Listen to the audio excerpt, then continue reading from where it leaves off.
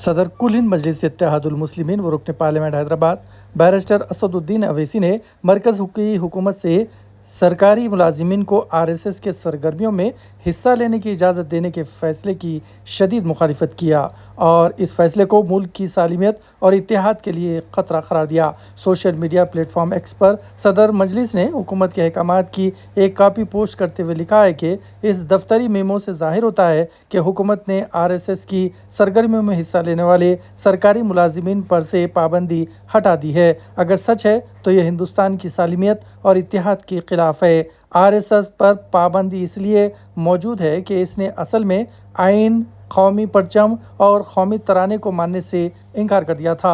RSS का हर रुकन एक हलफ लेता है जो हिंदुत्व को मुल्क से ऊपर रखता है। कोई सरकारी मुलाजिम अगर आरएसएस का कारकुन होता तो वो कौम का वफादार नहीं हो सकता। कांग्रेस पार्टी ने भी मोदी हुकूमत के इस फैसले की शदीद मजम्मत की है। कांग्रेस तर्जुमान पवन खेर ने सरकारी हुक्मनामे की एक कॉपी ट्वीट की और लिखा है कि सरकार ने 58-60 पुरानी पाबंदी हटा दी है।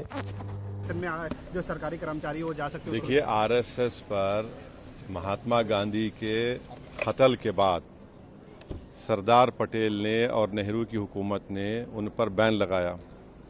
उन पर बैन इसलिए निकाला गया क्योंकि उनको ये मानना पड़ा कि वो भारत के संविधान को मानेंगे, वो भारत के नेशनल फ्लैग को मानेंगे और उनको अपना एक रिटर्न कॉन्स्टिट्यूशन देना पड़ा और उसमें कई कंडीशंस थे जो पॉलिटिक्स में हिस्सा नहीं लेंगे। उस ऑर्गेनाइजेशन को आज ये बीजेपी की एनडीए की सरकार ये परमिट कर रही है कि गवर्नमेंट सर्वेंट्स आरएसएस के एक्टिविटीज़ में हिस्सा ले सकते।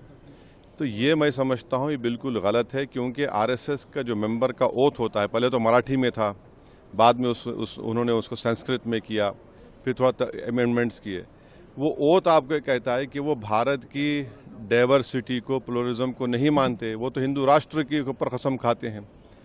तो जो हिंदू राष्ट्र के ऊपर कसम खाता वो तो इंडियन नेशनलिज्म के खिलाफ बात कर रहा है। और मेरा मानना यह है कि जितने कल्चरल ऑर्गेनाइजेशंस है उनको परमिट नहीं करना चाहिए।